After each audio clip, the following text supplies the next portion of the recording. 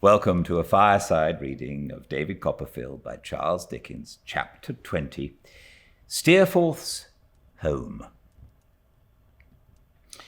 When the chambermaid tapped at my door at 8 o'clock and informed me that my shaving water was outside, I felt severely the having no occasion for it, and blushed in my bed.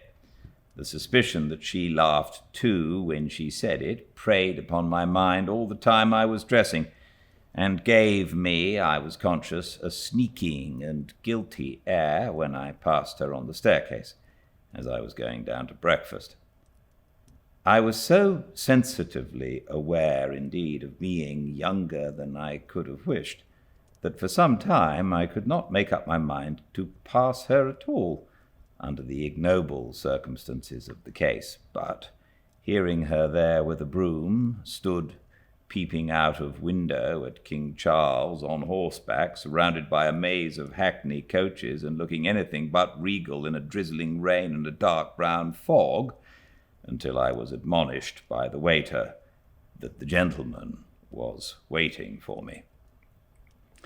It was not in the coffee-room that I found Steerforth expecting me, but in a snug, private apartment, red-curtained and turkey-carpeted, where the fire burned bright, and a fine hot breakfast was set forth on a table covered with a clean cloth, and a cheerful miniature of the room, the fire, the breakfast, Steerforth, and all was shining in the little round mirror over the sideboard.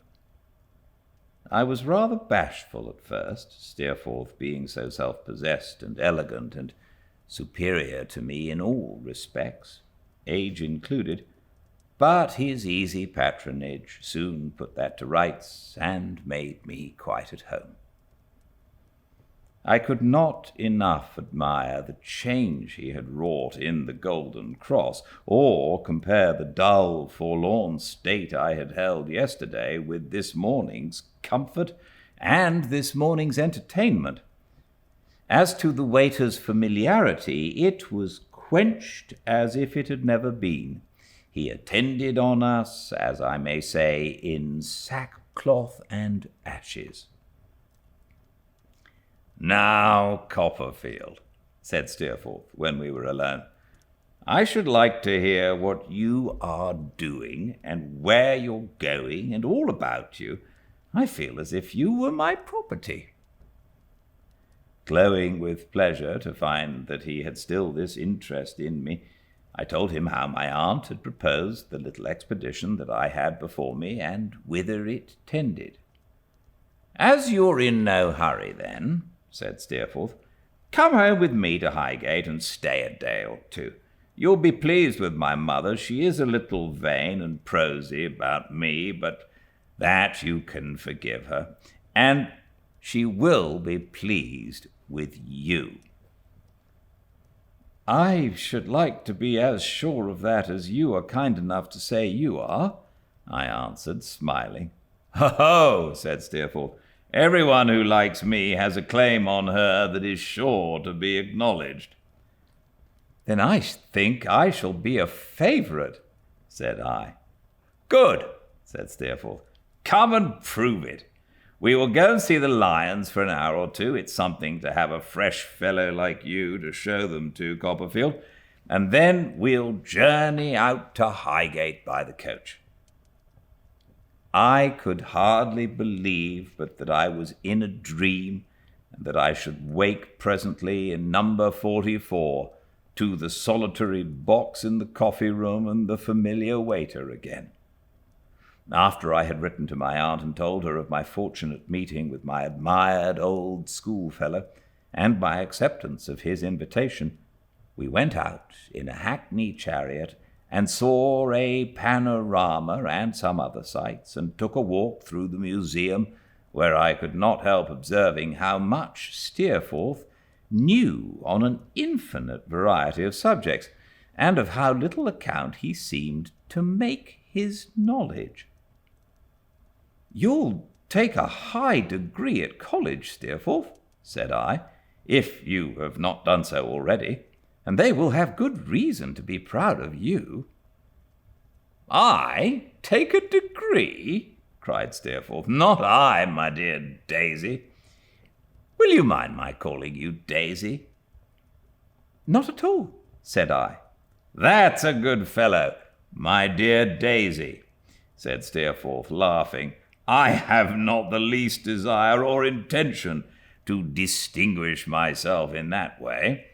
I have done quite sufficient for my purpose. I find that I am heavy company enough for myself as I am. But the fame, I was beginning. You romantic Daisy, said Steerforth, laughing still more heartily. Why should I trouble myself that a parcel of heavy-headed fellows may gape and hold up their hands? Let them do it at some other man. There's fame for him, and he's welcome to it. I was abashed at having made so great a mistake, and was glad to change the subject. Fortunately, it was not difficult to do, for Steerforth could always pass from one subject to another with a carelessness and lightness that were his own. Lunch succeeded to our sightseeing, and the short winter day wore away so fast that it was dusk when the stagecoach stopped with us at an old brick house at Highgate on the summit of the hill. An elderly lady, though not very far advanced in years, with a proud carriage and a handsome face, was in the doorway as we alighted, and greeted Steerforth as "my dearest James," folded him in her arms. This lady he presented me as his mother, and she gave me a stately welcome. It was a genteel, old-fashioned house, very quiet and orderly. From the windows of my room I saw all London lying in the distance like a great vapour, with here and there some lights twinkling through it. I had only time in dressing to glance at the solid furniture, the framed pieces of work, done, I supposed, by Steerforth's mother when she was a girl, and some pictures in crayons of ladies with powdered hair and bodices coming and going on the walls, as the newly kindled fire crackled and spluttered when I was called to dinner. There was a second lady in the dining-room of a slight, short figure, dark and not agreeable to look at, but with some appearance of good looks too, who attracted my attention, perhaps because I had not expected to see her, perhaps because I found myself sitting opposite to her, perhaps because of something really remarkable in her. She had black hair and eager black eyes, and was thin, and had a scar upon her lip. It was an old scar. I should rather call it seam, for it was not discoloured, and had healed years ago, which had once cut through her mouth downward towards the chin, but was now barely visible across the table except above and on her upper lip, the shape of which it had altered. I concluded in my own mind that she was about 30 years of age, and that she wished to be married. She was a little dilapidated, like a house, with having been so long to let, yet had, as I have said, an appearance of good looks. Her thinness seemed to be the effect of some wasting fire within her, which found a vent in her gaunt eyes. She was introduced as Miss Dartle, and both Steerforth and his mother called her Rosa. I found that she lived there and had been for a long time Mrs. Steerforth's companion. It appeared to me that she never said anything she wanted to say outright, but hinted it and made a great deal more of it by this practice. For example, when Mrs. Steerforth observed, more in jest than earnest, that she feared her son led but a wild life at college, Miss Dartle put in thus: "Oh, really? You know how ignorant I am. and that I only ask for information, but isn't it always so? I thought that kind of life was on all hands understood to be, It is education for a very grave profession, if you mean that, Rosa, Mrs. Steerforth answered with some coldness. Oh, yes, that's very true, returned Miss Dartle. But isn't it, though? I want to be put right if I am wrong. Isn't it? Really? Really what? Said Mrs. Steerforth. Oh, you mean it's not? Returned Miss Dartle. Well, I'm very glad to hear it. Now I know what to do.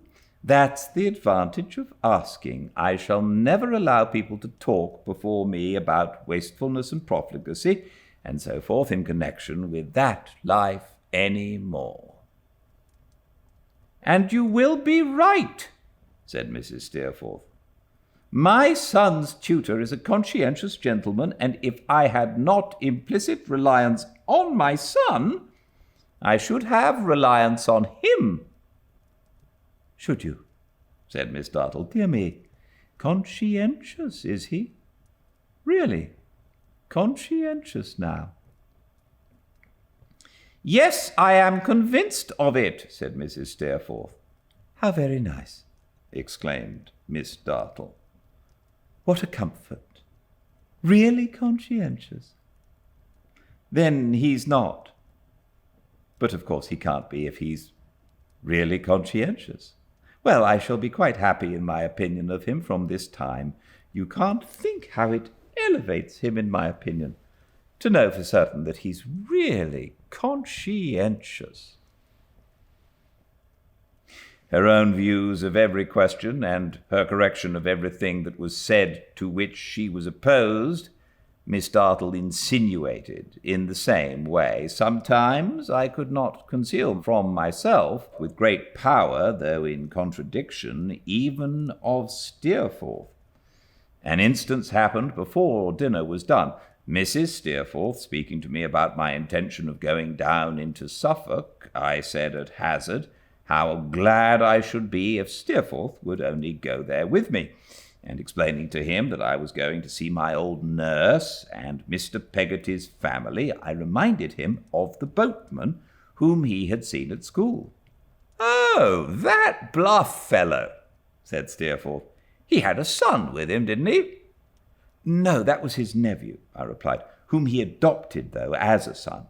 He has a very pretty little niece, too, whom he adopted as a daughter. In short, his house, or rather his boat, for he lives in one, on dry land, is full of people who are objects of his generosity and kindness. You would be delighted to see that household. Should I? Said Steerforth. Well, I think I should. I must see what can be done. It would be worth a journey, not to mention the pleasure of a journey with you, Daisy, to see that sort of people together and to make one of them. My heart leaped with a new hope of pleasure, but it was in reference to the tone in which he had spoken of that sort of people that Miss Dartle, whose sparkling eyes had been watchful of us, now broke in again. Oh, but really, do tell me, are they, though? She said. Are they what? And are who what? Said Steerforth. That sort of people.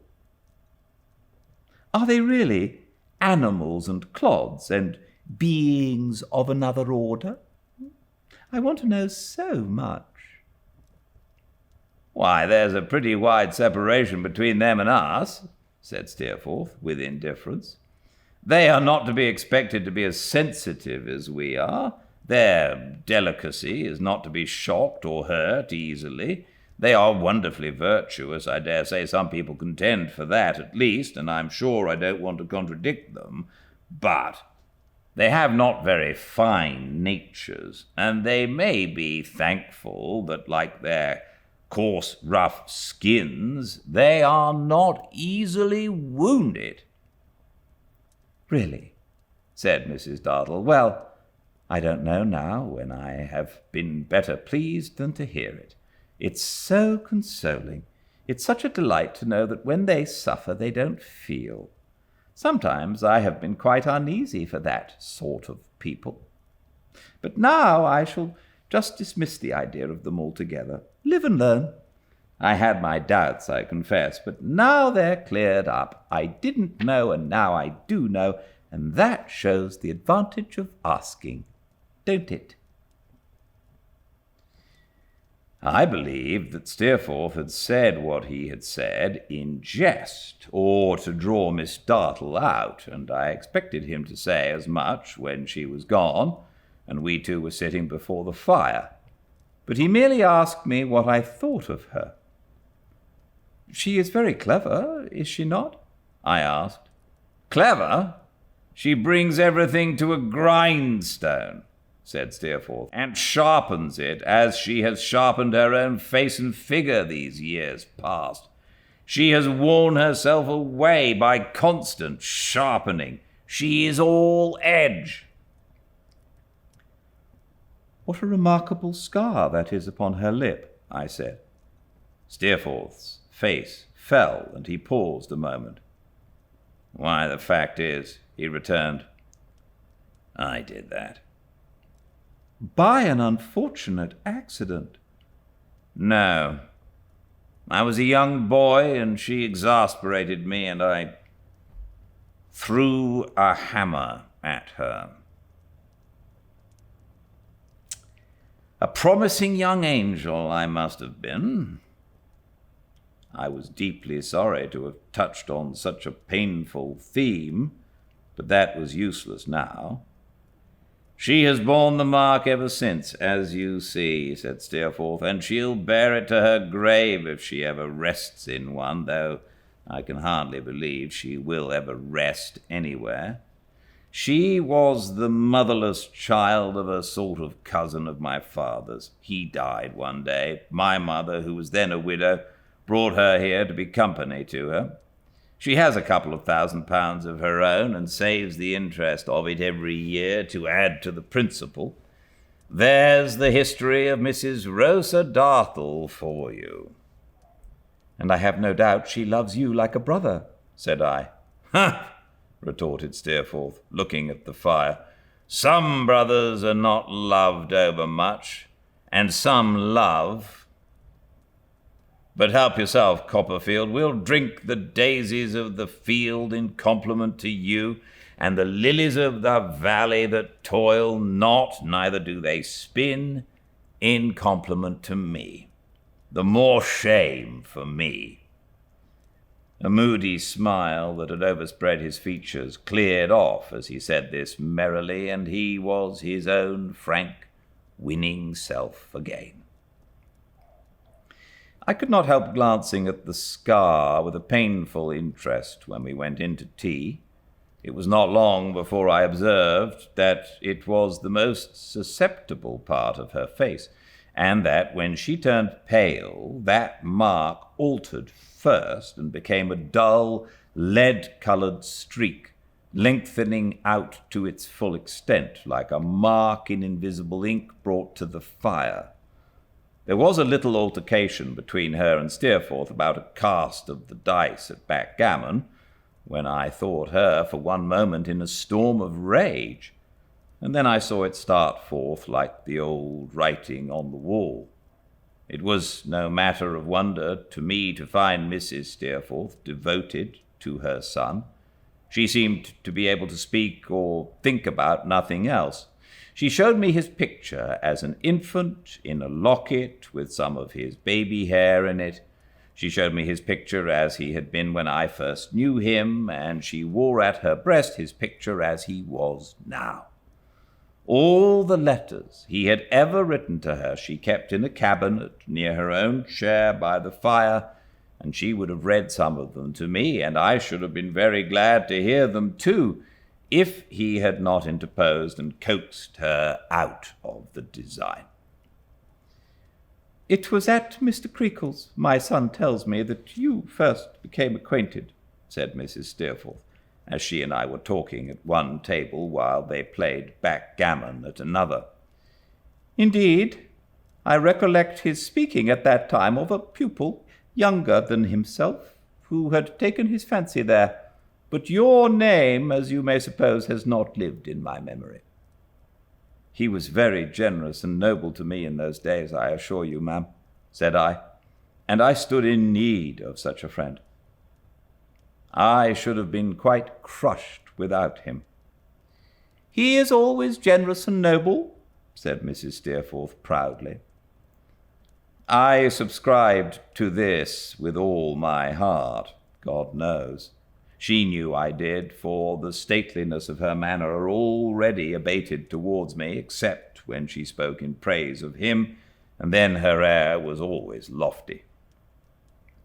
It was not a fit school generally for my son, she said. Far from it, but there were particular circumstances to be considered at the time of more importance even than that selection. My son's high spirit made it desirable that he should be placed with some man who felt its superiority and would be content to bow himself before it, and we found such a man there. I knew that, knowing the fellow, and yet I did not despise him the more for it, but thought it a redeeming quality in him if he could be allowed any grace for not resisting one so irresistible as Steerforth. My son's great capacity was tempted on there by a feeling of voluntary emulation and conscious pride, the fond lady went on to say. He would have risen against all constraint, but he found himself the monarch of the place, and he haughtily determined to be worthy of his station. It was like himself. I echoed with all my heart and soul that it was like himself. So my son took of his own will, and on no compulsion, to the course in which he can always, when it is his pleasure, outstrip every competitor, she pursued. My son informs me, Mr. Copperfield, that you were quite devoted to him, and that when you met yesterday you made yourself known to him with tears of joy. I should be an affected woman if I made any pretence of being surprised by my son's inspiring such emotions, but I cannot be indifferent to anyone who is so sensible of his merit, and I am very glad to see you here, and can assure you that he feels an unusual friendship for you, and that you may rely on his protection. Miss Dartle played backgammon as eagerly as she did everything else. If I had seen her first at the board, I should have fancied that her figure had got thin and her eyes had got large over that pursuit, and no other in the world. But I am very much mistaken if she missed a word of this, or lost a look of mine as I received it with the utmost pleasure, and honoured by Mrs. Steerforth's confidence, felt older than I had done since I left Canterbury.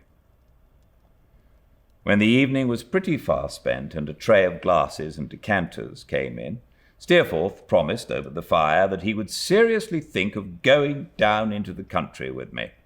There was no hurry, he said. A week hence would do, and his mother hospitably said the same. While we were talking, he no more than once called me Daisy, which brought Miss Dartle out again. But really, Mr. Copperfield, she asked, is it a nickname? And why does he give it you? Is it, because he thinks you young and innocent? I am so stupid in these things. I coloured in replying that I believed it was. Oh, said Miss Dartle, now I am glad to know that. I ask for information, and I am glad to know it. He thinks you young and innocent, and so you are his friend. Well, that's quite delightful. She went to bed soon after this, and Mrs. Steerforth retired too.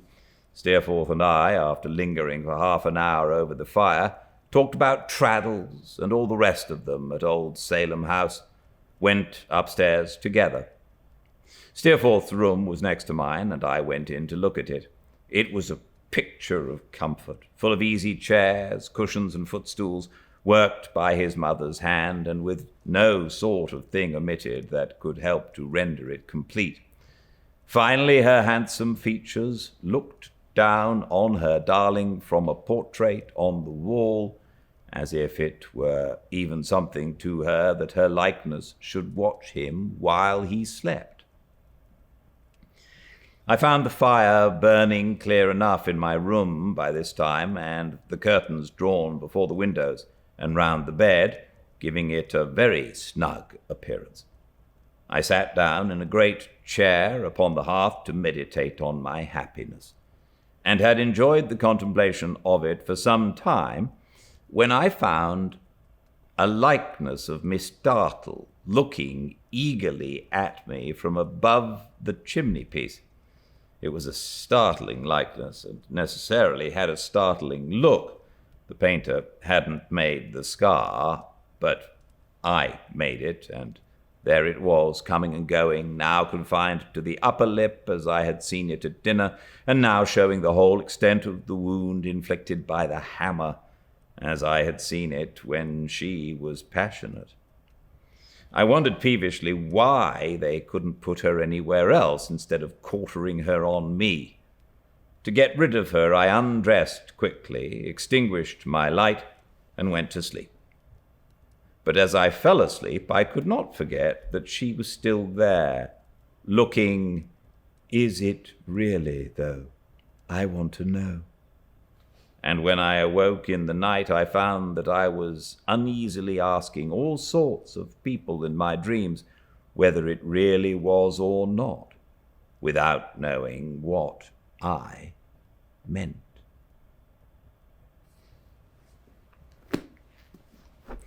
Thanks so much for joining me.